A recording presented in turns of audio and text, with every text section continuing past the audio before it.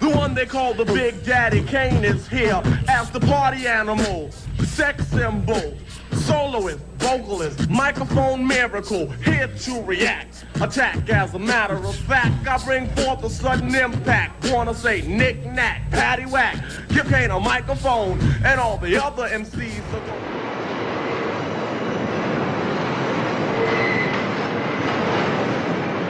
At the Grand Concourse 149th Street station in the Bronx, graffiti writers gather at what they call the writer's bench.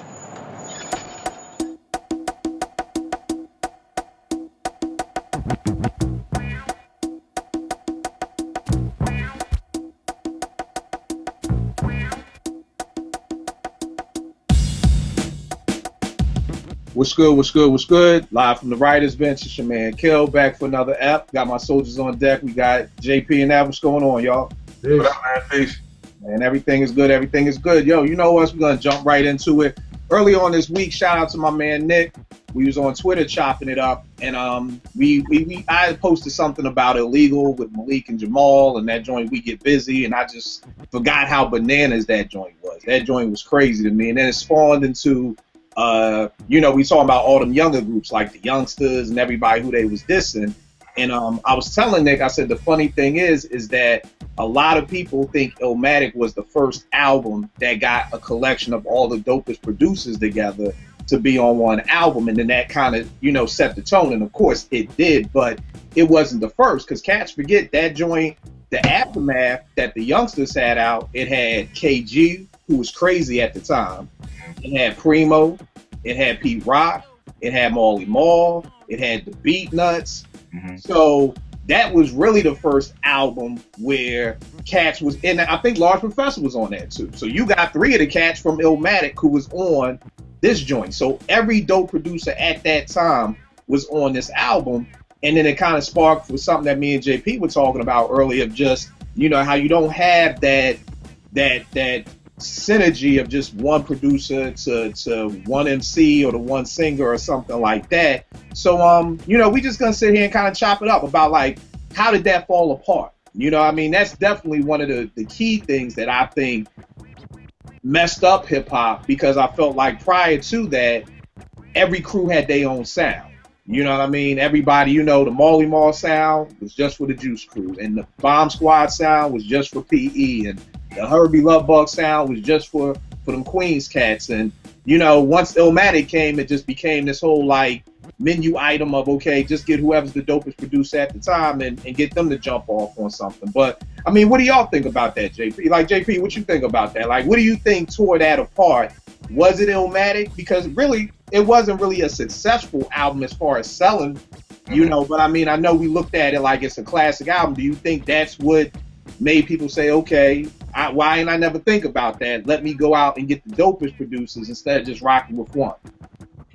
I really don't know, but I guess, when you actually think about it, I guess you could say that Illmatic was the catalyst for that changing, because, prior to that, like, every crew for the most part had their own sound. Tribe had their own sound, like you said, Public Enemy did, De La and all that. But I guess, even, Boot Camp Click with Black Moon, the Beat Miners and all, so everybody had their sound. I think, and on the R&B side it happens as well, but I feel like even if it started out that way, as time progresses on and you make more albums and you interact with people, musically or whatever, you're inspired and you want to work with certain people. So you just, as much as your sound was your sound, you're interested.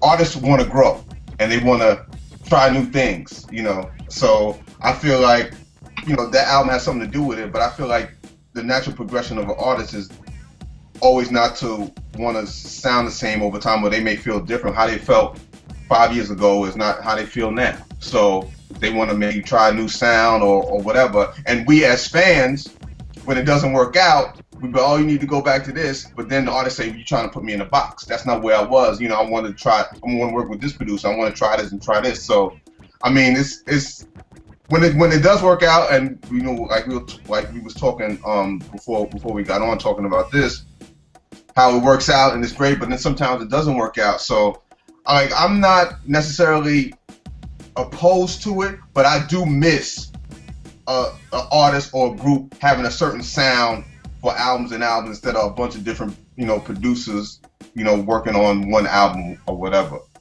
So. All right. But let me ask you this then, Av, I'm gonna get to you. But tell me this, like you said, because for me, it seems to fail more than it works. You know what I mean? So it's kind of like, you know what? Nah. I'm sorry, Ev. Let's go to you. I want to go down that road. I want to definitely get what your take is on why that changed and everything like that. So what you think, bro? Well, I mean, if we're talking about the change, I would say one thing that I thought about was I wonder if it changed the budget behind what labels was putting behind projects.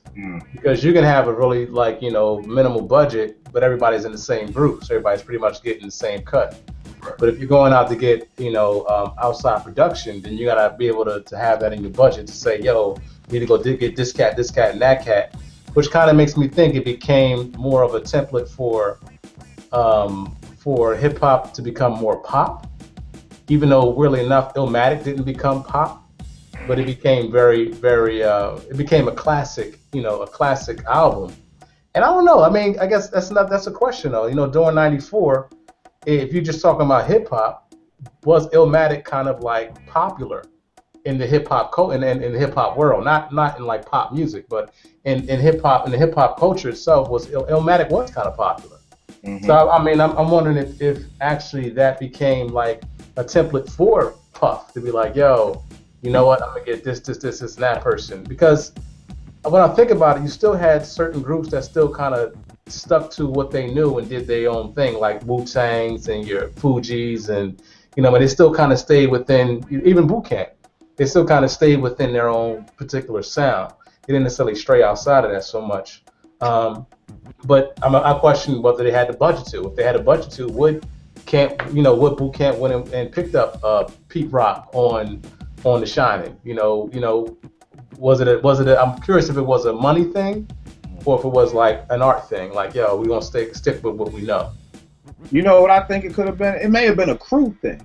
You know what I mean? Because when you really think about it, all those groups that I spoke of earlier were crews. It was Herbie Lovebug, had Kid and Play, Salt and Pepper, Kwame, Sweet Tea, Dana Dane, Antoinette. Marley had his crew. So I think it kind of was just one of those things like, this the driver. You know what I mean? Like, yo, it's 8 of us. We all hop in my man MPV. He gets us to the spot. You know what I mean? Like, and then somebody said, yo, we could use Uber. We don't gotta use the same driver. We could use a different driver, And I think maybe that's what I'm saying. I think Illmatic was like one of them aha moments. Like, yo, you know what? I don't got to just stick with this one person. Or I don't have to stick with that one person. But I will say this, and I heard this, if I'm not mistaken, I swear I read this, but one of the beefs with Little Brother when they broke up was that Fonte was like, Ninth is giving away our sound. By him going to other people and producing for other people, that Little Brother sound that people love is now going to all these other artists. So when it's time for us to come back together and do a Little Brother album, our sound is now stale almost because people have been listening to it through your other beats. You know what I mean? You know what, Kill? If I could add to that, you bring that up, you made me think of a interesting topic or question. Is with Nas, not like, you had Eric B and Rakim, or you had like, there was always the MC and the DJ, and the DJ was always like the semi-producer. Right. But with Nas, he wasn't necessarily down with nobody, so he didn't have any ties to say like, oh, I got to stick with. He wasn't in DITC. Right. You know what I mean? He wasn't. Main Source. I mean, Extra P put him on, but he wasn't claiming Main Source or nothing like that. So it was like, yo, it actually was a little bit easier for him because he didn't have a crew or clique to actually have to be loyal to. But you know what? That's a good point. But then here's the flip side. He could have rocked with Large Professor, and it's what I've always said, and why I give Extra P so much props. Large Professor could have brodied Illmatic, and that's one of the topics we talked about for the What If show that we did. Like, would Illmatic been as dope if Large Professor produced it himself? Because think about it like this: Large Professor did Ox album by himself, Akinelli joint. When did that come out? What happened? When did that come out? Maybe I can't remember if it was before or after Illmatic, but it was all in that. It was all in that section. It was like all them cats from Live at the Barbecue: Joe Fatal, Akinelli, Like they was Large Pro's people. And keep in mind, Large Pro was the dude who said, let me take you to Mount Vernon to meet Pete. Let me take you over here to get you with Primo. Large could have brodied that project. So it could have been a Large Professor produced project, but I think because he kind of opened it up to everybody, it became, you know, and maybe that's Large Professor's. Yo, man, this dude being so dope. Like I see this dude changing the game. I want other people to be part of this. Like maybe he just had the foresight to see this is gonna be something incredible, and I'm gonna take a step back and not, you know, brody the project and put it all on me. And I'm gonna introduce him to Tip. I'm gonna introduce him to the cats because these were all the cats that Large Pro was rolling with. Right. So we actually really have to find Extra P because I'm curious to know his thought pattern behind putting that together, because you're right, it wasn't really too many other producers that was doing that. Like, yo, let me take you to see this cat over here, I'll take you to see that cat over there. Like, yo, Extra P, I seen you in St. Nick Park 2 years ago in the summer. You don't want to write this because I really have questions now. Like, yo, what made him go that route with it? Like, yo, instead of doing what I could be doing, I'm gonna actually go this way with it and put you on this cat here and that cat there. Funny thing, hold on, JP, I'm gonna get to you, but before I lose this thought, the funny thing is I read this interview. I can't remember if it was with Jermaine Dupri. It was somebody from Atlanta, and he was saying that that's one of the big differences between Atlanta and New York. That New York is very territorial, and that if I got a project, it's mine. You know what I'm saying? Like how we're saying Large Professor could have been like, nah, I found Nas, he's mine, I got it, I'm keeping it. And where they was like in Atlanta, you know, I want to say it was Jermaine Dupri or maybe Brian Michael Cox. I can't remember who it was, but they were just saying when a project gets slated, I'll get on the phone and call my peoples, you know, our circle of producers in Atlanta and kind of pull different people in. And he was saying that's really what you didn't get from New York in those days is if you got a project, it kind of was just like, okay, it's mine, let me get this money or whatever. And he was just saying in Atlanta, it was a lot more, I guess, love amongst the producers. You know, I do think there was that love there because, you know, Large Pro would get a beat on a Tribe album or, you know, little things like that. So, I mean, I do believe in that there was love, but I just think that, again, what Extra P did, I always give him props for it because most people would have been like, yo, I got this dude, like, this is the next coming, he's all on me. But what you think, JP? I mean, I think even with all those producers, the album still sounded cohesive because it was such a New York album, you know, so to speak. And when you have those different producers, the Pete Rocks, the Primo, Tip, and Extra P. I mean, they're all different producers, but they all have that same New York sensibility that lends itself to the album. Now, there are a bunch of albums where I think they're different producers and it kind of sounds cohesive, but nothing beats in-house producer where you know the album is gonna really sound cohesive because they've been together for however long, like, you know, a Bomb Squad album, you know, with PE or what have you, or even, you know, down in Atlanta with Organized Noise, like, you know, they had a cohesive sound. So I feel like with the Illmatic project, it might have been, like, I could say it might have been a catalyst for everybody using different producers, because even with Puff, he had his hitmen, you know what I'm saying? Like, he had his crew of producers that they would work on stuff and things like that too. I mean, of course, he went and did other things and brought other people in for, like, you know, Biggie's project and stuff like that with you know, Lord Digger and Easy Mo B and things like that. But I feel like I would like more to go, not to go back, but to have, you know, artists work with a single producer, maybe just for an album. Maybe not have to be albums and albums, but maybe for an album to see what happens. Like, you know, you have a lot of collaborations now with different artists, but to have what if Mary got with Rich Harrison for an entire album, or, you know what I'm saying, just something just to see what that would sound like. You know, I would love to see that type of thing happen, but I don't think people would take the chance, you know. You know what I would love to see? To piggyback on that, I would love to see, I know me and Kill, we talked about this a couple times, and you brought this up to me a couple times, the resurgence of the executive producer. I was talking to Vic like 2 days ago on the way home, and we were talking about somebody, it was some independent artist, and it was a major artist, and we were trying to figure out why, the major album sounded better than the independent one, and not that that's always the case, but what I thought about was independent album usually don't have an executive producer. It's usually the person who's the artist is the one that is also the quote unquote executive producer, but sometimes you need that other ear that's not necessarily there all the time to come in and be like, nah, don't do that. Oh, maybe try this. Maybe that's the reason why, Illmatic, even though you had like JP said, you got a bunch of different producers, but it sounds like a cohesive project. So it just makes me wonder, like, it would be dope to kind of like see, or who was one of the dopest executive producers for hip hop. I mean, I think for me, and it's kind of like you said that we always talk about this, and it was always one of my things that killed hip hop was the death of the executive producer. Because I always say, man, if it wasn't for RZA, Wu-Tang probably would have been 8 niggas rhyming on every track. You know what I'm saying? It was RZA's, orchestration. It's almost like the head coach of the basketball team. You know what I'm saying? And what I see happening is I see people trying to bring the executive producer back. And a good example of that, and we don't know what it'll sound like yet, is the new Slaughterhouse album, because Just Blaze is the executive producer of that album. Now here's the problem: Phil Jackson, 10 rings. I know where you're going. The nigga sucks as a fucking GM. Michael Jordan, greatest player to ever play the game, sucks as a GM. Just Blaze, a very dope producer, he may suck as an executive producer. Just because you know how to make beats, these are two totally different jobs, and people think these jobs are synonymous. It's like, oh, we'll pay Phil $12 million. Yeah, we know he ain't coaching, but hell, he's the best coach. He got to be a great GM. No.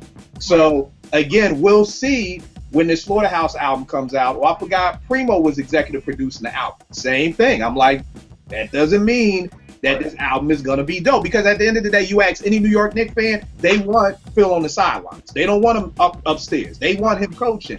It's the same thing with me.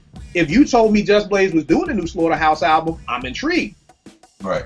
You tell me he's executive producing it, I'm like, what do that mean? Well, Right.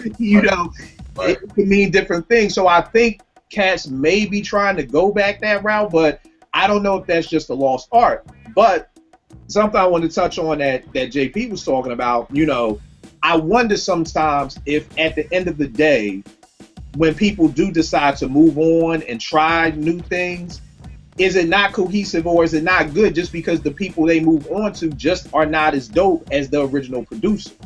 And what makes me think about that is Outkast, because you brought up Organized Noise. After the first album, Outkast started producing more and more of their own stuff. Like Organized Noise, like maybe ATLiens, it was half and half. By the time Aquemini came, Organized may only have 4 tracks on that album. Right. The thing about it is they were part of that camp. So when you're around people all the time, you pick up their sensibility, you pick up their sound. You're just doing it yourself, but you've been around these cats. But here's the thing, you might. Because I used to think the same thing. I'm like, okay, Pete and CL broke up. Well, CL been around Pete up in the Vernon for 10 years. CL got to be able to get on an SP12 and bang out some beats. Wrong. Nah. I don't think so, because that's like saying like Pete should be able to write a rhyme. No. But what I'm just saying is that I thought that, like what JP was saying, like you've been around Organized Noise, but look at how many other artists try to go out and be producers themselves, and it just doesn't work. Yeah. You know what I mean? So it makes me think. I never had a problem with Outkast being like, oh, why you left Organized Noise, because I never felt like they missed a beat. It was almost like with Havoc. When you listen to some of the beats, and I'm not sure if Havoc even did anything on Juvenile Hell. And I was watching this making of The Infamous the other day, and I forgot the cat's name, but he made up a good point. He said Juvenile Hell to me was really like their demo. Like, it was their official first release, but it was more like a demo for them to find themselves. But the stuff that I was hearing off of that to where Shook Ones, when it's like Havoc jump leaps and bounds, to be able to do that. And I think that's happens very seldom. But then like you said, you have those crews, because at the end of the day, I haven't loved the Jill Scott album like that first joint. You know what I mean? When she did that Touch of Jazz crew, and again, we're not just talking about one producer, because Touch of Jazz, it was like 8 of them dudes. Yeah, you know what I mean? Or the same thing with the Bomb Squad. It was like 5 of them dudes. Or like you said, the Hitmen, it was 9 of them dudes. But it's something about being around each other and building with each other. So I also think one of the problems was technology, where we could now say, do I have to come to New York? Because I really right. Can I just email you the beat? And then, man. And one of the things when I had an opportunity to sit down and talk to Chucky Thompson, he was saying that, that was the thing at the time with the Hitman, that you never knew who Puffy was going to bring in. So you didn't want to miss a Saturday session and come in on Monday and be like, yo, you just missed it. We did 8 songs with Mary. Because you'd be like, oh, man, I should have been here. So he said he had it up to where, like, you wanted to be in the studio. You didn't want to miss a day in the studio because you never knew which you was going to have the opportunity to jump on or be a part of. So I do think that technology, and even for Jill's second album, I'm like, yo, where's God, my brain is failing me right now, because Touch of Jazz broke up and they went into 2 crews. Like, one was Carmu and the other one was God, I can't remember their names, but I'm always like Andre and Vidal. Right. And I'm always like, I believe Andre and Vidal and still just got it. Like, that's it. Yes. And I think they did a couple on this new album, but I'm just always like, but I feel you, JP. It's like the artists want to grow. But here's my question to y'all. Track records of history show it don't work. It doesn't work. When you decide I want to, when Genuine decide, hey man, Timbo, we've been together, but I want to branch off and see other people. It's like, it doesn't work. It's been shown, it's been proven throughout time, it doesn't work. So what do you do? Because you look at A. Marie, banging with Rich Harrison, haven't rocked with him for the last 3 albums. A. Marie just put out a new joint that's bonkers with Rich Harrison, and it's on SoundCloud. And when you look at all the comments across SoundCloud, it's thank God they're back together. It seriously, it's not like, oh, this is a good song, and thank God y'all are back together. So it's not just us hip hop heads or us producers. It's the world knows it. So here's my question: is it good to branch off? Because it's a proven fact. This ain't my opinion. This is a fact that it doesn't work out. So why do people do it?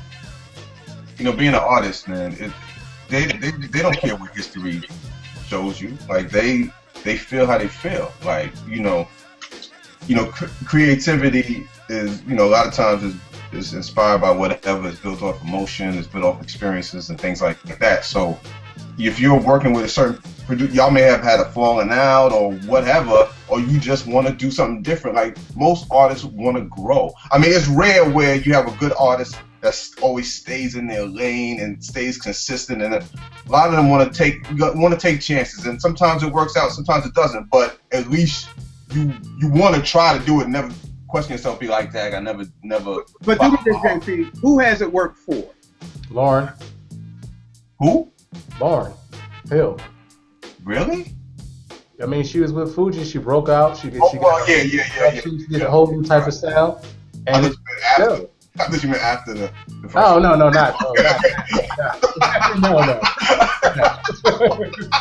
They was like, what you talking about, bro? I mean, from the Fuji point to her first album, like, it worked. But like you said, Kill, when we was talking before we started the show, it worked for Justin Timberlake. But like I said, you went from one super producer to another one, and one group being the Neptunes to Timberland, and then you're doing consecutive albums with Timberland, and it just worked out for you. Although, like I said, I still like the first album the best, but that's my opinion. I can't really say how often. I would have to really think about it to see how often it's worked out for other people.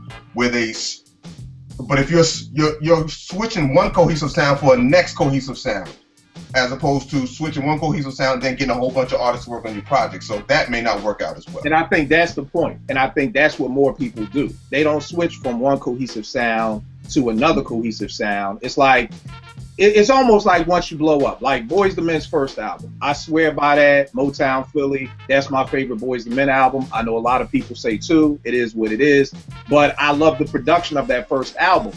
After End of the Road came out, which was on the Boomerang soundtrack, and it blew up records, I knew it was a wrap.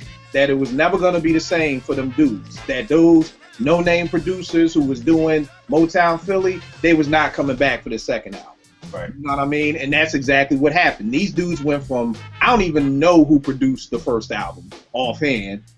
And the second album, now we got to bring in Babyface, Jimmy Jam, and Terry Lewis. We got to bring in the big hitters. So I think you make a great point in that you're not switching from a cohesive sound to another cohesive sound. What you're really actually doing is you're switching from the cohesive sound to the machine. Yeah. You've now entered into the pop making record world. You're now part of the matrix. Mm-hmm. And the same thing with Mary. Mary went from the Hitmen to now with Jimmy Jam, Terry Lewis, Babyface. So you're right. You're not going from one cohesive sound to another. I don't know. I kind of feel like it depends on the artists themselves, because you have certain people who might have tried to stay in the lane and switch it up, or switch from one cohesive to another cohesive, and done really well. You have like Busta Rhymes, who did a whole. I think it's the artists themselves and how passionate they are about But what they do. What did Busta do? Well, when he left LONS, he had that first album was a completely different sound. It was a completely different Busta. It was. I mean, but as far as producers, like, I don't even know who was doing LONS's beats. Like, he got with Tip and Dilla. So it's like you're getting with doper producers than you had on the first album. For that first album. Dilla wasn't on that first album. Nah, Dilla was on the first. Dilla's been on every Busta album. Tip did the Ill Vibe Tip. Dilla did that with Tip. And I think he did something else. But Dilla's definitely been on every Busta album. Busta puts that on his sleeve. So, I mean, he's going. So, for me, I never was really a big fan of Leader's production, especially off that second album, Time. I can't tell you nothing off of that.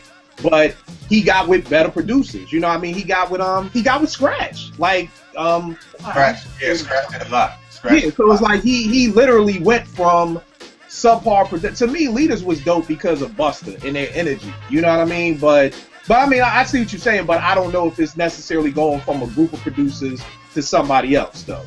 Yeah, I think if the art, like I said, it depends on the artist. If the artist can adapt, like some artists may not be able to adapt to fit a sound where it actually works.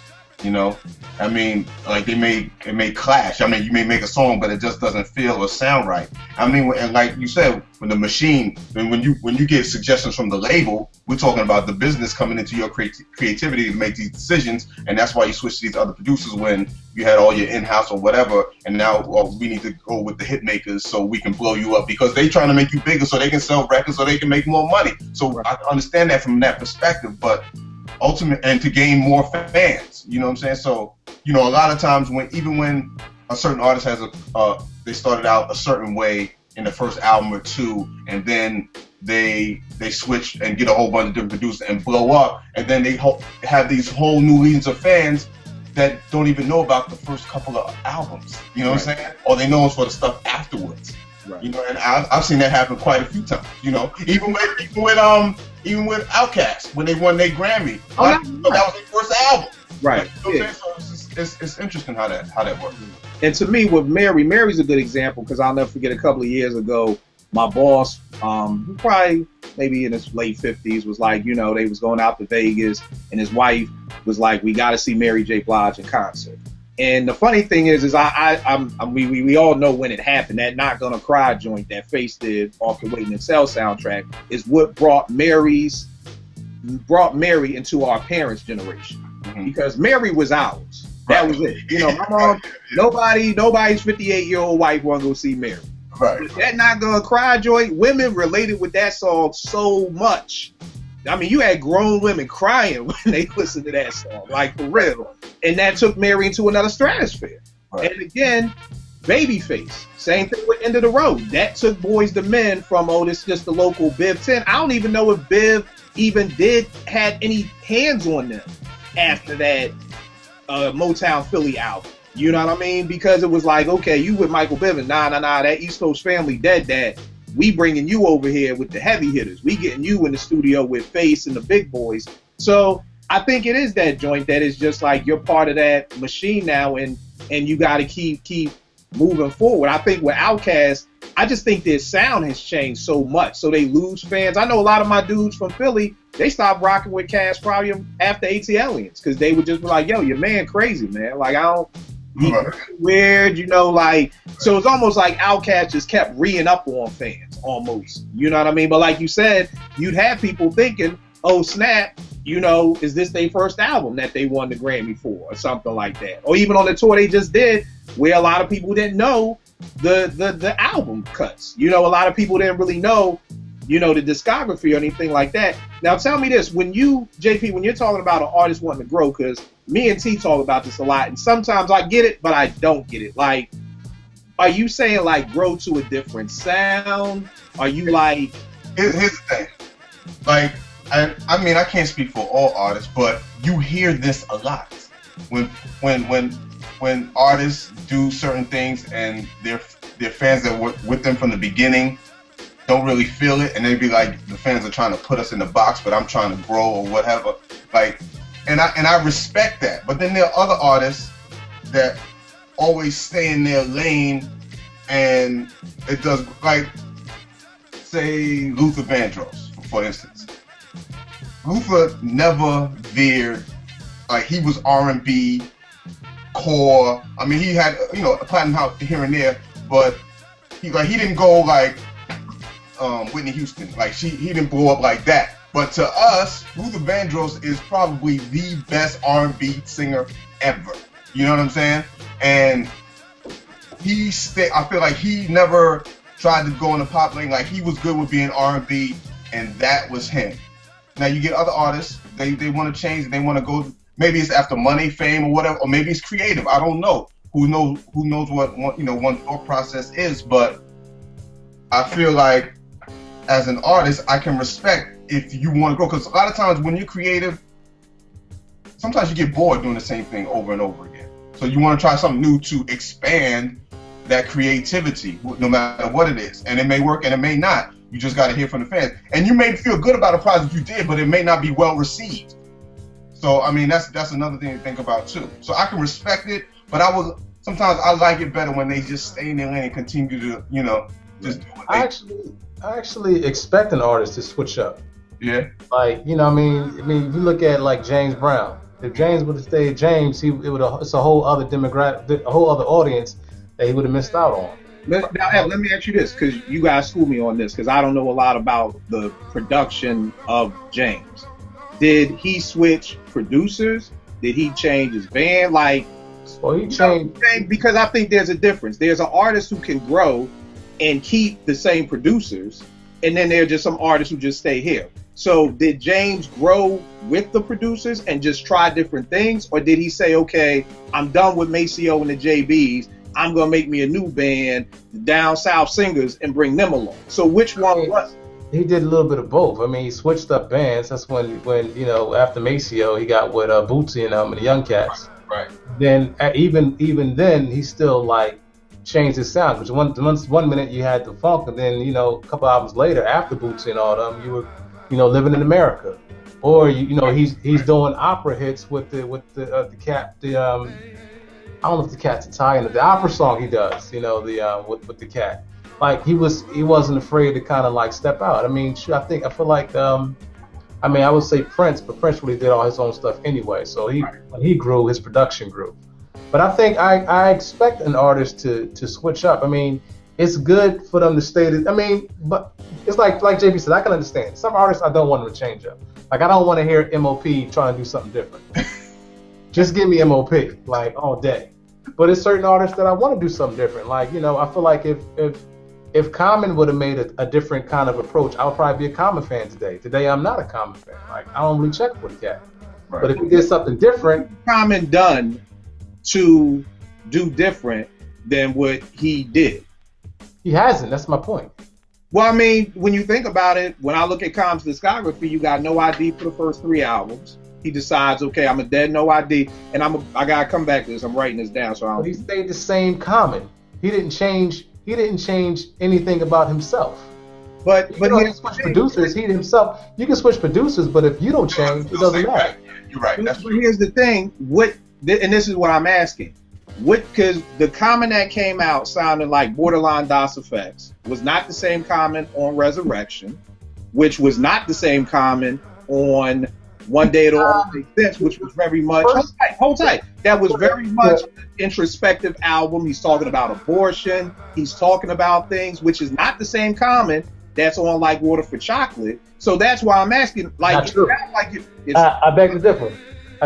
I think I see it completely different. I think the Common that you get, maybe you say from the first to Resurrection, maybe a little bit of a change there, but from Resurrection on, he stayed the same. His subject matter might have changed, but as far as his,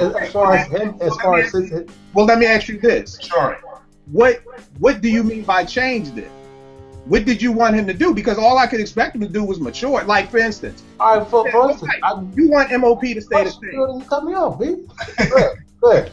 No, I'm saying, you said with MOP, I want them to stay the same. I want them to stay robbing niggas and yelling. That's what you said. I want them to stay the same. So, Common, you're saying he matured, but he stayed the same. So, I don't understand. What do you want him to do?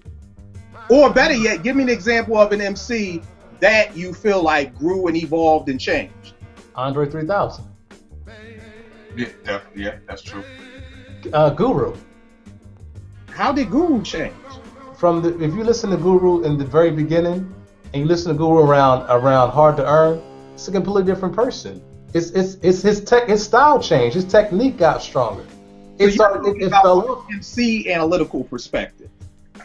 Because to me, I mean, he's an MC. He's not a producer. So what else can I speak from? No, but what I'm saying is, you're saying Guru changed, but Common stayed the same. Like, I don't get that at all. Well, to me, Common did. Well, that's your opinion. In my opinion, I feel like Common's technique and style didn't really change. His subject matter might have changed, but his actual like MC form, to me, I didn't see too much difference in it. But that's Resurrection to B. But that's what I'm saying. You're looking at it from an analytical MC because you keep using words like. Okay, so what else? I'm saying just as a fan. But even as a fan, you're a fan of Common Sense, not Common Sense wait, let me finish. Not Common the producer. So if you're saying that Common, what change are you? What has changed to you then? Let me ask you that question. Well, for me as an MC, I just expect you to mature. I can't expect anything more of that if I was hanging with y'all. If JP was knocking niggas out for no random reason in '94 when he was in Morgan, I hope he would mature. And now that he's married with kids, he just ain't knocking out people at the mall just because he's somebody looked at his wife. Like, all I can do is expect you to mature with your rhymes because I'm not. Maturing is only one small aspect of that art form. That's like saying, I want Primo to pick different drums. That's only one part of his production. So maturing is only, you expect that to happen. But I'm sorry, as far as change, you might want to hear him flip up something a little bit different. You might want to hear him approach a verse a different way. You might want to hear him play with certain things. And to me, I haven't gotten that much from Common. Not that he hasn't done anything, but for the most part, he stays pretty much the same for me consistently throughout. All right, I mean, I feel you. I just think you're coming at it from the standpoint of you're an MC, so you're expecting him. It's almost like, as long as LeBron scores 40 points, that's all maybe somebody cares about.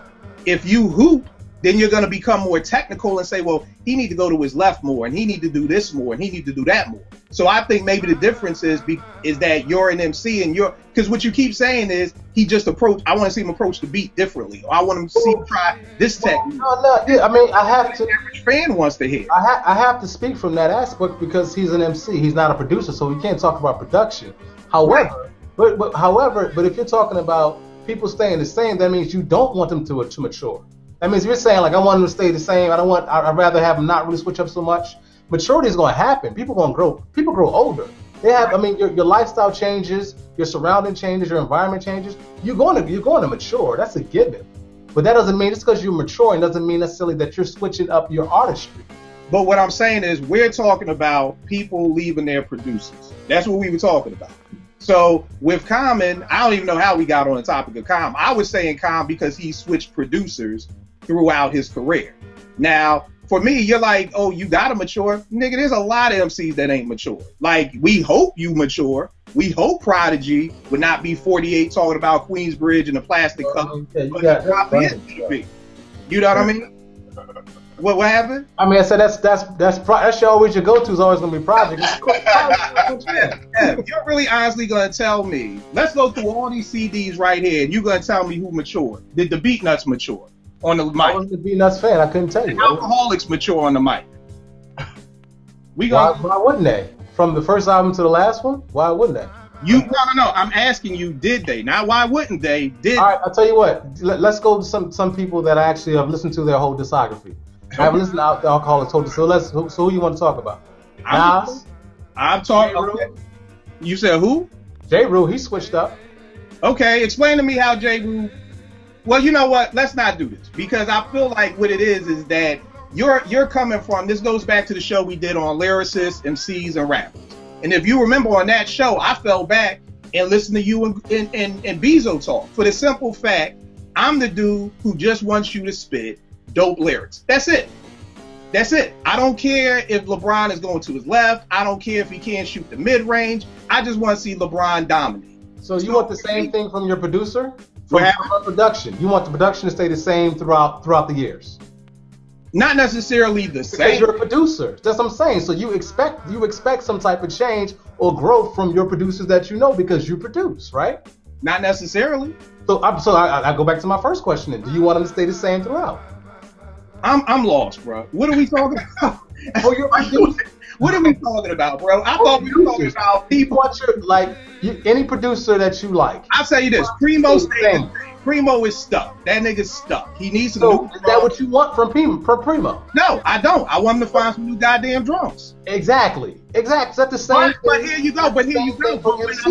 But when I'm talking to my man Jace, who is not a producer, he's happy with Primo. Because this is our conversation right here. I hear you. What happened? This is our conversation that we're having right now. Like you're happy with the way Common is because you don't write rhymes.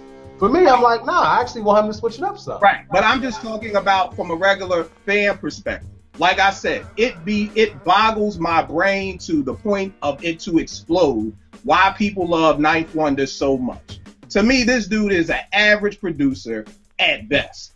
But niggas have him up here on Mount Rushmore with Dilla, Pete Rock. It's the show we just did, bruh. It's like niggas really have him on this pedestal, and I don't get it.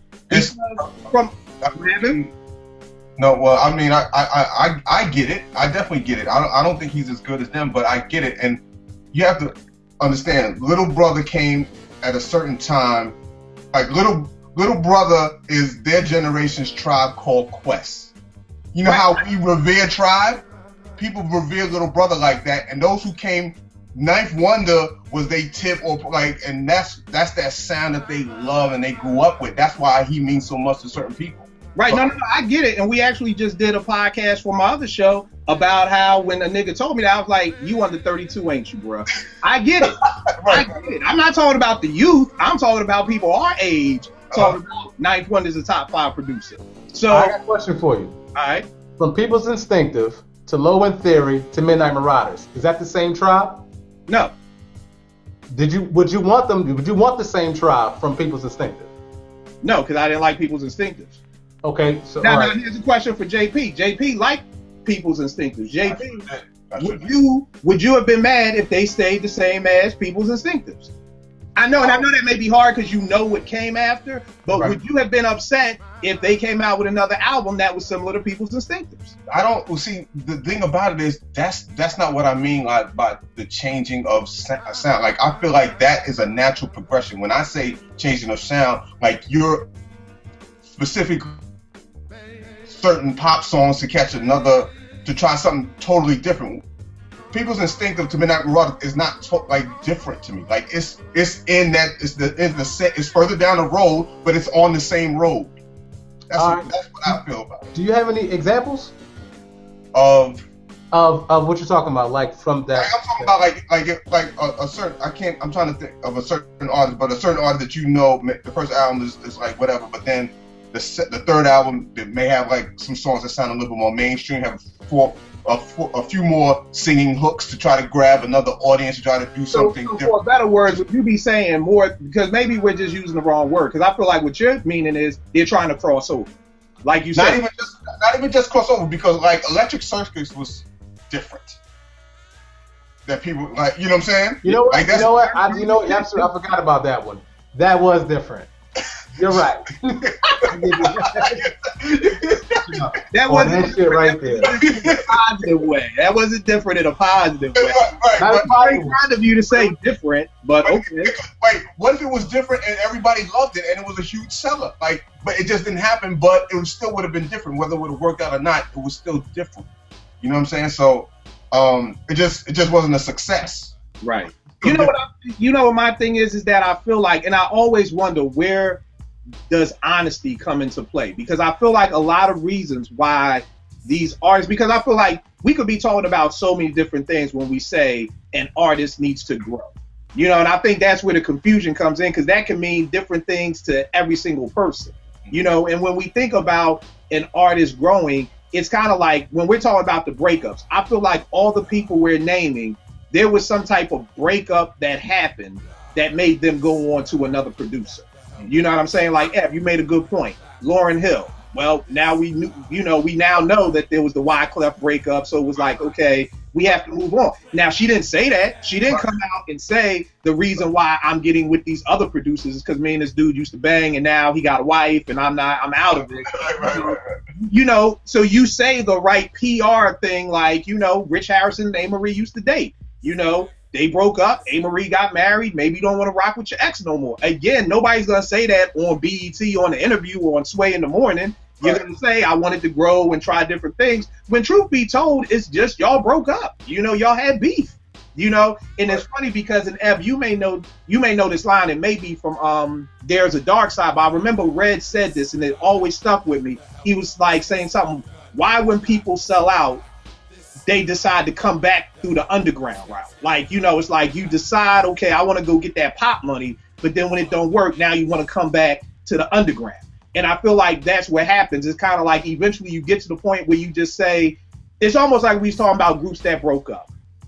It's by the time you get back together, is that magic still there? Like I heard Genuine is now, Timbaland's producing Genuine's new album. Is that magic even still there? We talking about what Pony was at Morgan. That was 95.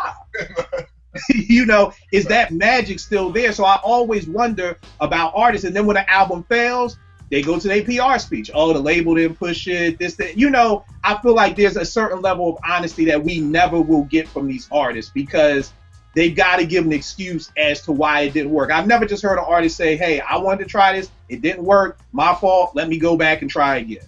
Mm-hmm. I've never heard an artist say that. Maybe y'all have. I've never heard an artist say that. But come on, it's got to be that. Right?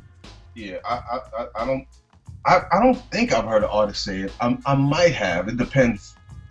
But after a project doesn't work out, you know, they may joke about it or whatever, and you know, not toss blame, but just give a excuse to why it didn't work. And it may not be on the label, it may be on them. But I mean, we all know we don't know the truth, but sometimes it just doesn't work out, or it's not. Even if, like I said, even if you do something quote unquote different and you feel good about it, it just wasn't well received like your past projects have been. I mean, that you can see, and you feel good about it, you can stand on that. I can respect that. I didn't like it, but I can respect that. Like, you know, if you wanted to try something different. But now, do you go back because it didn't try? Because did you go back because it didn't work out, or do you continue on doing because this is what you really want to do? Well, the hard part is now, see, again, we don't hear this stuff until the book comes out, because Common said in his book, One Day It'll All Make Sense, that, you know, what we all knew. He was he was whooped. You know, Erica had him fully whipped, you know, and he was, you know, Medusa with the 3 9s. Not One Day It All Makes Sense. Some Electric Circus? Yeah, Electric Circus. Like to me, we all knew. You know, when I see the dude standing outside with a sweater with no sleeves on with cars, I said, oh, God. Crochet pants. Yeah, crochet pants. You know how it is. We all had a dude who got whooped, and then you look up, you like, man, what you wearing? We all probably been there at one point too. Yeah, I mean, I'll be the first to admit we all in public.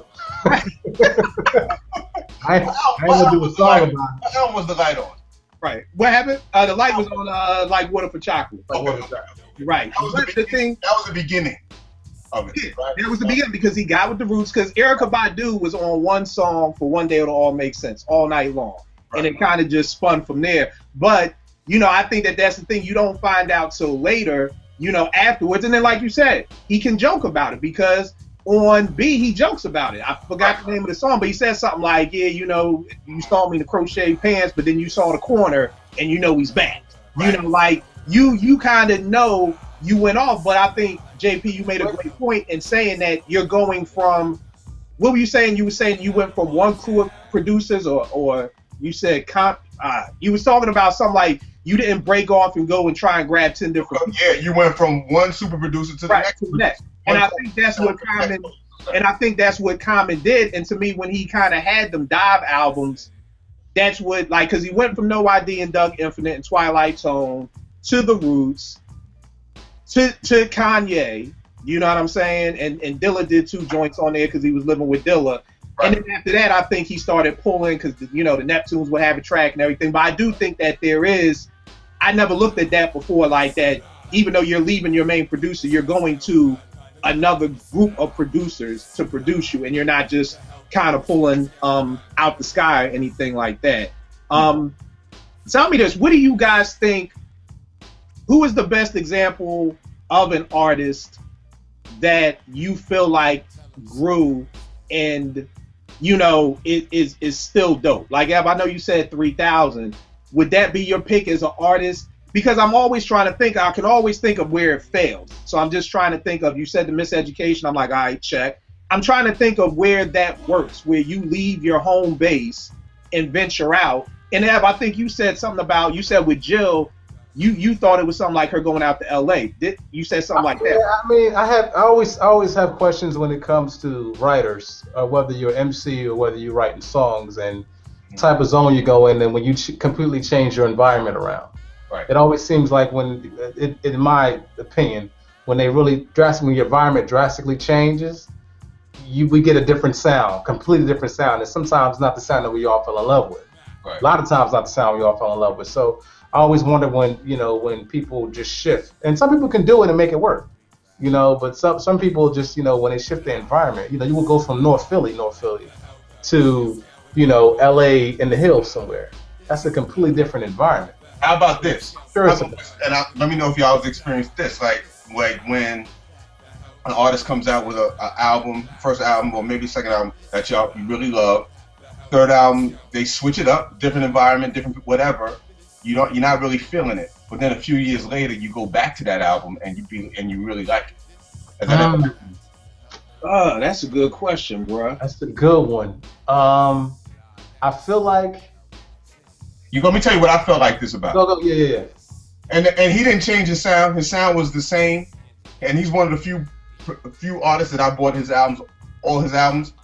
But his album, like I said, he didn't do anything different. But I felt like this randomly, and we're kind of going off topic. But Dwelly's first album, Subject, loved it, classic. Second album, I thought it was okay, not as good as the first one. I came back a little while later. And I like the second album better than the first one. What's on the second album? Is that the one with Yeah, he had Mike City on there. The I Think I Love You. Mike City did a lot of, he did a lot. Is that the one with the Dilla joint he has on there? Oh, I can't remember the Dilla if Dilla did the joint. Okay, I gotta look. I'm just saying that's an example for me, but not that he went left and came back, but I'm trying to think of an artist who did something different, and then after some years later, I go back and I appreciate the album more than I did when it came out. You know what I feel like? I don't think I'll do this, but I'm waiting to do that with Electric Circus. I'm waiting to be in the space, and one day I go back, I'll be like, yeah. Oh, it hasn't happened yet.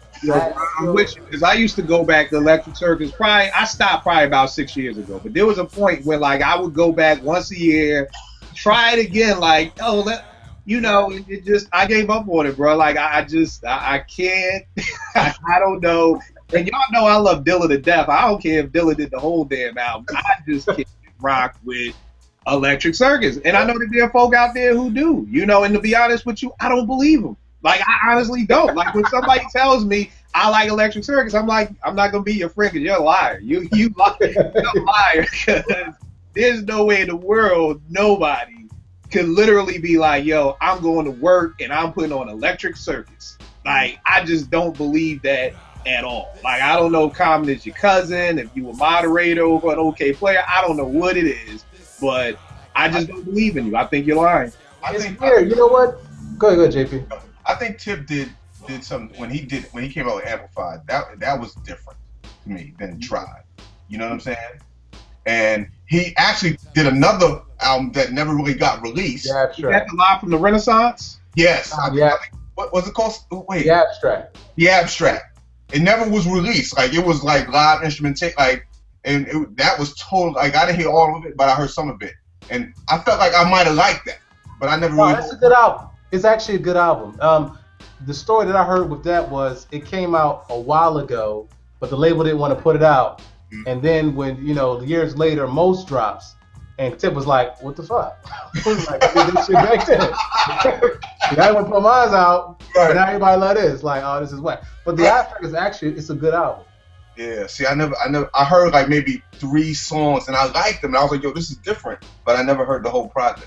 But you know what the funny thing is, bro? I feel like every MC can do, like, it's almost like every MC can't do what the next MC can. You know what I'm saying? Like, there's, I'm sure Big Daddy Kane was mad because he was like, look, I was popping bottles and wearing button-up shirts with Jay-Z, and y'all booed me, and now y'all love Jay.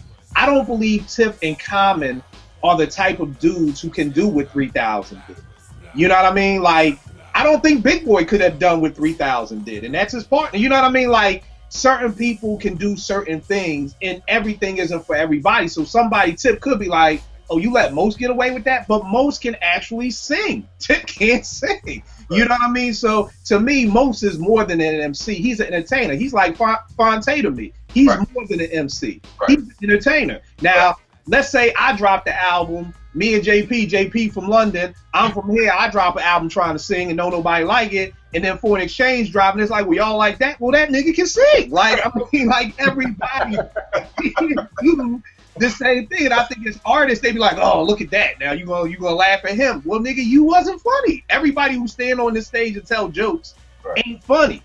Now, here's another thing, and I know, like, and I'm gonna go, like, since you mentioned Fonte, and I know y'all don't know their projects that well, but their first album, Connected, Pooh was on there. I think Knife Wonder might even did a track or 2 on there, but it was just mainly him and Nicolay. And this is before they were in different countries doing the album, and the album was 95% rhyming, and he was singing the hooks and stuff like that. And they had Darian Brockington. That next album, the next Foreign State album, Leave It All Behind, it was about 95% singing. And like, it was one verse, he rhymed one verse. And I loved it. A lot of people didn't like it because it wasn't like the first album. A lot of their fans that loved Connected didn't like the second album. I loved it, and they went totally different. Now tell me this. So the second album is dope, right? It's dope. To me, yeah, it's dope. I think that's the thing that I think the question you asked, it'll be projects like that people will come back to and probably learn to appreciate, because I can't think of any off the top of my head, but I think it's things like that when you're expecting him to rhyme and he doesn't rhyme, that you just instantly kind of shy away from it. But then now, maybe years later, I'm used to Fonte singing. You know what I'm saying? So now when you go back to it, those people didn't like it just because it wasn't what they thought. Right. But that's different than putting out a whack album. It's like a whack album when it first came out versus you just not being ready. Because I remember, and I think I told this story before, when I was writing for Couch Sessions, they sent me the album, and I was like, where's Fonte? Like, I really thought it was Darren Brockington or Eric Roberson singing. I was like, yo, the whole album is Eric. I called my editor like, yo, Eric Roberson singing on the whole album. She was like, nah, that's Fonte. And I was like, oh, damn, like, that's what's up. You know what I mean?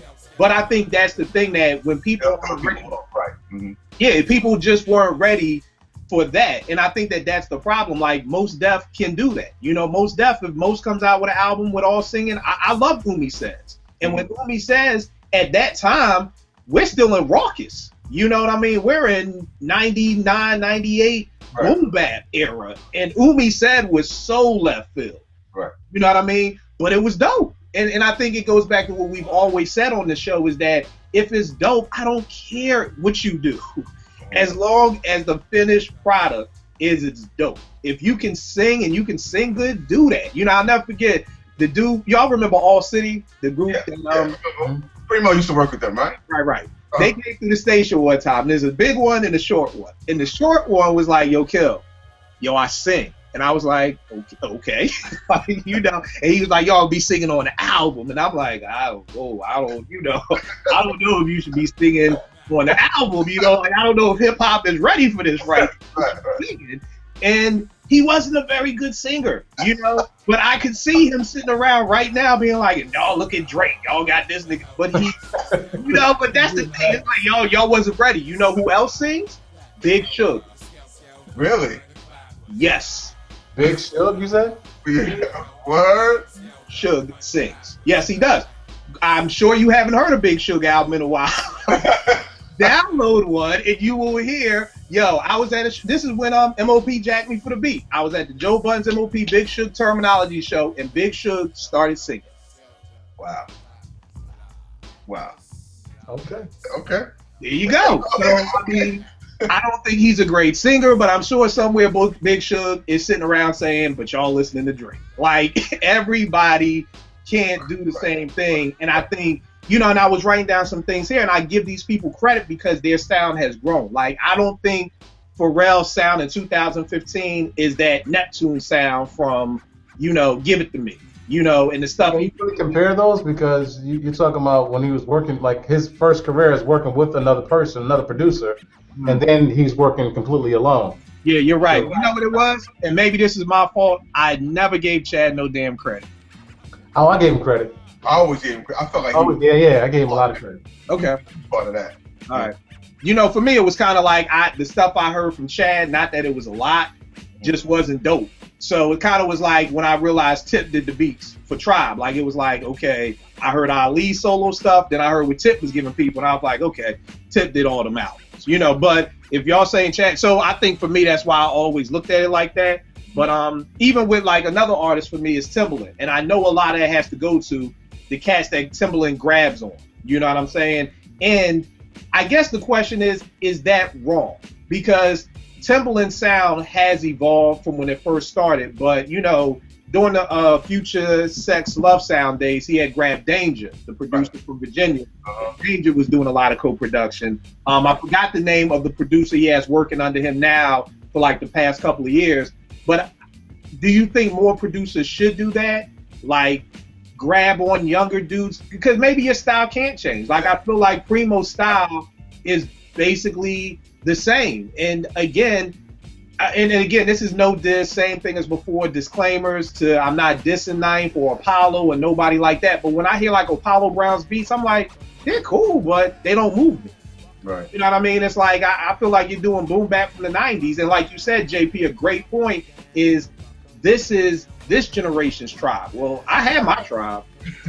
I don't need another Tribe. So when cats are like, yo, you don't like Apollo Brown? I'm like, yo, dude, it's cool, but he ain't doing nothing that's making me be like, oh shit, how he do? You know, and that's the era we grew up in. We grew up in the oh shit, how did they do that? And how did he do that? And how, you know, I always graded those beat, you know, like I'm like, I hear beat, and if it make me want to go turn the machine on, that's a good beat.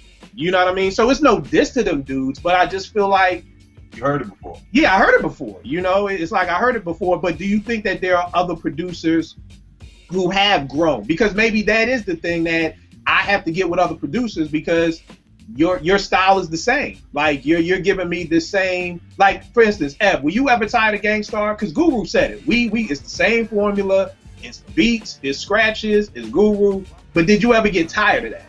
The last album, I did. You didn't like the Owners? I didn't like the Owners. Okay. At that point, I feel like even though that's the formula, there was still elevation that happened. Mm-hmm. And I feel like, to me, I just really feel like Hard to Earn was such a strong elevation. And it was like almost like a different group.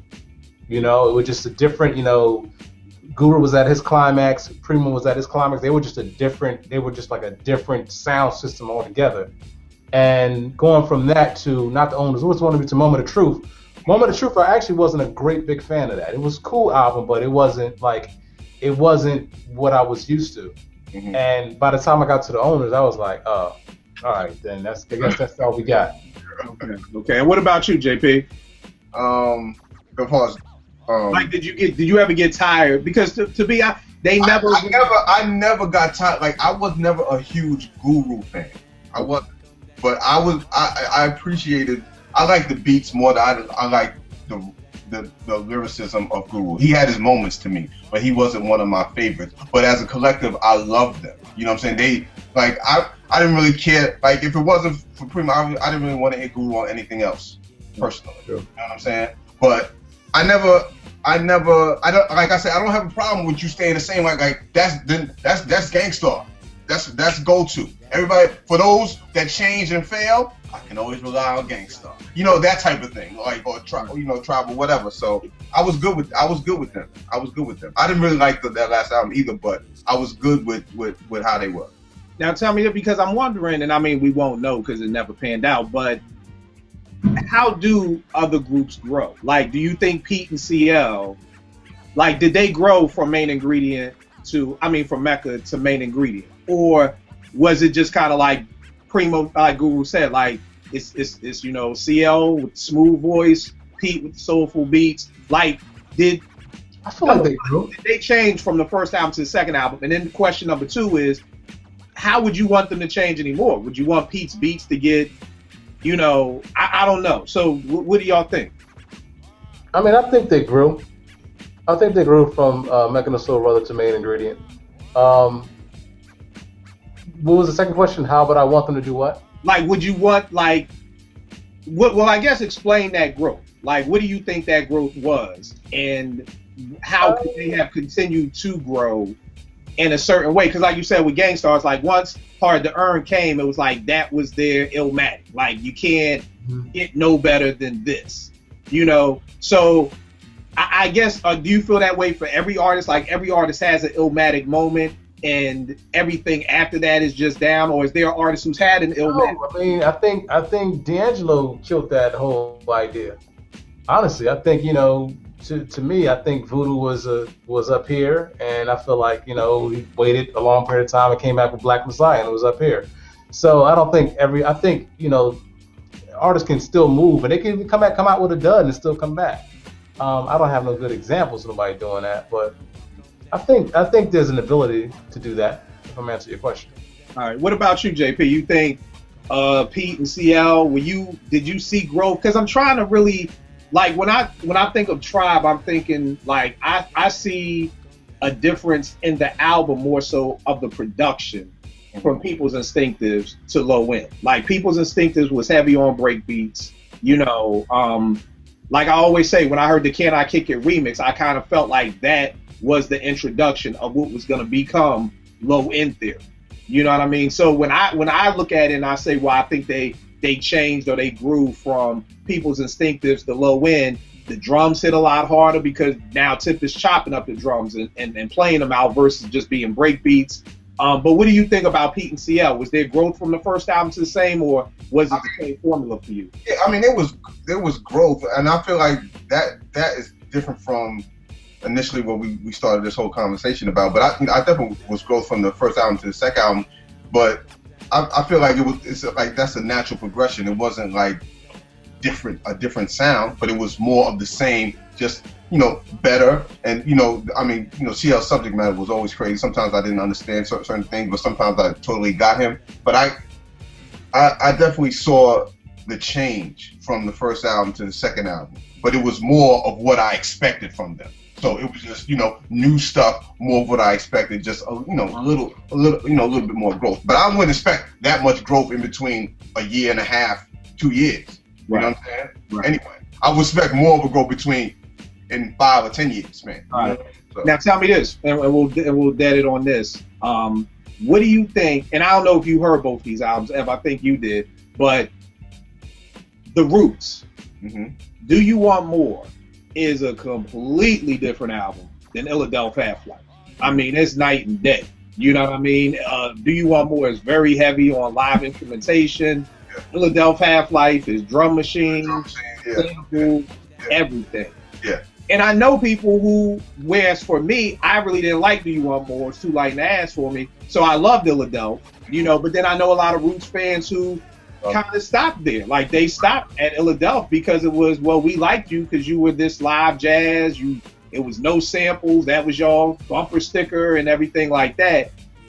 What did you prefer? Did you prefer the Do You Want More Roots? Which one did you prefer? And did you even mind that they changed? Did it even matter to you? Because it was still dope. Because the first song my introduction to the Roots was Distortion and Static. So hearing the drums on that more so reminded me of Illadelph Half-Life, because I felt like those drums was hitting hard on Distortion and Static, that song. And then when they came out with the Smooth Out Do You Want More, I appreciated that, like, because I love, because by that time, I was well in the Tribe and the jazzy samples and all that, so I got that these guys with live instrumentation and all. I appreciate that. But then Illadelph Half-Life was more of when I first heard that song, that song could have fit right on that album to me personally. But you know what I'm saying, and I appreciated both though. I'm good with that because I know they could do both. Like it's not always like that, but I knew, I got them, so I was good with the Roots like that. All right, what about you, Ed? Funny enough, I actually listened to Do You Want More than I listened to Illadelph Half-Life. Okay. But I think that had a lot to do with, that was my first year away from school, so everything had to be, you're away from home, so you got to bring home with you. Right. That's all. You ask anybody on Morgan in that '94, I was the Roots dude because nobody knew who they was. Right. So that album had a big impact on me. Illadelph Half-Life I thought was good too. And the funny thing is, I'll say this too, I'm not a big fan of live drum. Yeah, I like the idea, but if it don't, I like, I love a good dirt drum, a good finger dirt, so for me to really be into Do You Want More was a different thing altogether. And funny enough, I really didn't listen to Illadelph Half-Life that much, but I think this is not part of the question you're asking. I like what they did after that. I feel like there was a nice like marriage between the two. Of everything they did after that, so that's what I really like. Things Fall Apart. Yeah, I thought it was an incredible album. I thought it was a good combination of both those elements. Yeah. So yeah, that was that. Yeah. So that was it. All right. So last question for the night. Out of all these crews we talked about Janet and Jimmy Jam and all these people breaking up from their producers, and like I said, everybody on SoundCloud thanking God that Rich Harrison and A. Marie have found each other again. What, out of all the people who broke up with their main producer, who would you want to see get back together the most to make some dope music? Can I tell you who I want to break up? Can I throw that in there? Sure. Who you want to break up, bro? Roots. I wish the Roots would break up. I really wish they would just break up. You want a Tariq solo album? I need a Black Thought album, man. I need a Black Thought album without the Questlove influence. And I would love that. All you want. I need that. I need one without Questlove influence. I just need a dirt Black Thought album. Please. I want the Roots to break up. They can still be on Jimmy Fallon. Do your thing. Keep your job. But just don't give me no more. I don't want no more albums, man. I just don't. I don't want no more. Nah, and the funny thing, I co-sign with that, bro. And the funny thing is, man, you made a good point, Ev, man. And I'll be getting pissed. I don't even watch Jimmy Fallon no more. I don't even want to get into it because that's a whole other show. But Ev made the good point. He was like, yo, why Jimmy call dude Questlove, but he don't call Tariq Black Thought? Like what? Powers at NBC, the man don't want. Man, no one black. Yo, it be pissing me off. I'll be watching stuff and they be like, hey, Tariq. And I'll be like, what? Okay, Jimmy. Okay.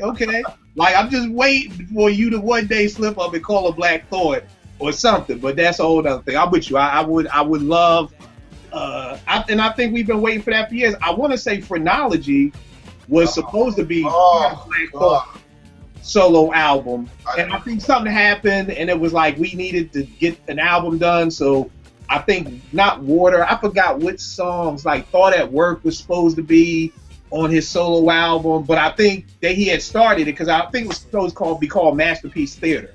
Yeah.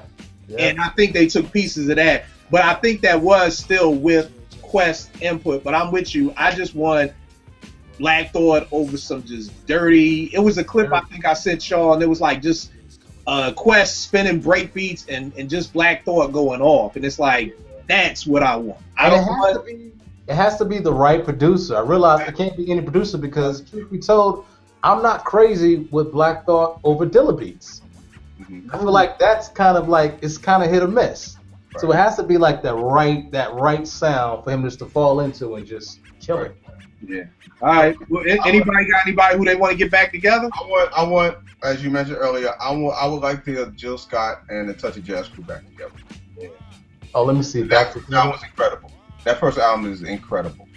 Yeah. See, I keep changing rules. Can I pull two different people from two different places and want them to do an album together? Can I do that? You doing some Marvel comic DC? Yeah, you like I bring Spider-Man and bring Superman together? You want to get one merge? Come out, bro. Who you want to bring together? Raphael Sadiq and R. Kelly. Wow. I want them to do an album together. Wow. It would be crazy. Wow. Crazy. I'm talking about R. Kelly, not like in the clouds. I mean like R. Kelly that studies and then comes back and then just does the shit better. Like him, because I feel like Raphael Sadiq does that, but he does it musically. Whereas R. Kelly does it vocally. And I feel like they both try to do that 60s album, but R. Kelly's music wasn't right and Raphael Sadiq's vocals just wasn't right. So neither one of them really connected, but them two, I would love to see. I would love to see that happen. Wow. I would love to see, because everybody used to always talk about D'Angelo getting back with Quest. I'm like, nah, I don't want that. D'Angelo get back with Sadiq, like that lady, that Untitled, those joints. Like I felt like those two meshed. So JP got Jill. Yeah, I gotta co-sign Jill with you, man, because I just really think. Yeah. But you know what? I gotta put an asterisk on it. I don't want Jill acting. You gotta take a year off, baby girl. You can't. I want you focused on the music. I don't want no African HBO show you doing. I don't know stand up. I don't want. Wasn't she like a woman detective? Or, Yeah. African joint. Yeah, like I don't want. I need you focused on the music. But yeah, probably, and you know what I still want, and cats are gonna call me crazy for this, but I was always a huge Janet Jackson and Jimmy Jam and Terry Lewis fan. Janet just dropped a new album. I haven't even looked at the credits or if there's anything on it, but I just felt like those two, and I mean a lot of dudes our age front on Janet. I think, just because niggas was too tough to even say they liked it, but more than anything, Jimmy Jam and Terry Lewis's production for them Janet albums were bonkers. Like, go back and listen to If and listen to them drums. Listen to that Control album. That drum programming in the 80s. Oh, the snares on Control, like just Rhythm Nation, that beat with that sample, like, so that would be my vote. Ev, do you got one, or are you just going with your break? I would say, the one I got, they tried to do it and it just didn't work. So I don't think it's possible. But I was gonna say the Fugees. I don't think it's possible. I think it's just it's too far gone now at this point.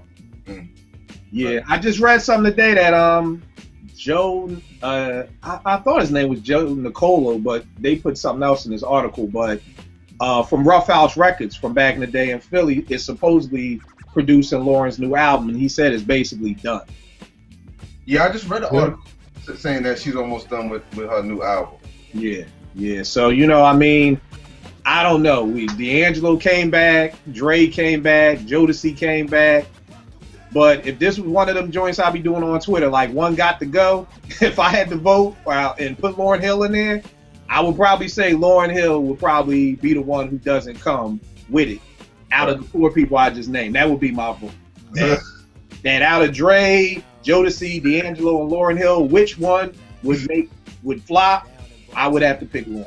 So, I don't know, but it could be dope. I pray it's dope. I hope Organized. I would love an Organized album. Oh, wow. Organized album. Now, with them producing it? Yep. All right. Yep.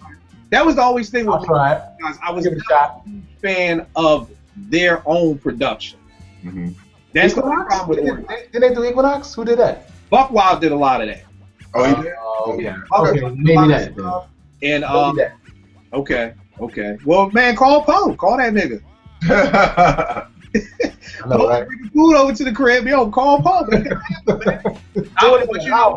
I do think it'll be crazy because, like I said, the joint they did on Marco Polo album. It was like some old organized. Yeah, that was bonkers right there. So, like I said, like me and JP started talking about earlier, it all starts and ends with the production. That's really what. There's no better way to end the show because we started the show talking about production. That's what it all boils down to. It could have been the same rhymes over a whack beat, and we sitting here like, nah, we don't need another organized. But get them over the right. You get anybody. I feel like you get almost anybody because JP, you was talking about Tweet got something new coming out. I'm like, if she ain't with Timbaland, I mean, I don't know. Ooh, I don't know. I like Tweet though. I like Tweet. Yeah, I haven't heard the song yet. Her last one was alright. Her last album? Yeah. Okay. Yeah, it wasn't bad. All right, and that's the thing with me. I get pig-headed with producers. Like I said, if Timbaland ain't doing it, I don't want to hear no Genuine. I don't want to hear no Miss. I don't want to hear nobody. Now, what's ironic, JP, is that you said earlier how Justin started rocking with Pharrell, but then ended up with Timbo. You heard Missy's new album is being totally produced by Pharrell. Oh, really? I didn't know that. Wow. Yeah, the whole album. Yeah, the whole album is being produced by Pharrell. So maybe Pharrell felt like, yo, you jacked my white man, so I'm going to jack your shorty. I'm like, I don't know what that'll sound like because I'm so used to it. Wait. What you talking about? He jacked his wife. White man. I said he jacked Oh. He jacked Justin. You know, you took my meal ticket. Like, Justin, them checks, I'm sure, are real nice. You know, so you jacked my I would actually, that's another one. I would like another Justin Neptune's album. That's another one I would like. Okay. I would like another one. All right, that's dope. Well, look, good looking out for another dope show. YouTube.com/live from the bench. Leave us some comments. We rocking once a month now, so get with us if you want more. Tell us you want more, whatever. Get with us, yo. JPF, another dope debate, another great show. Catch y'all next month, bro. Peace. All right.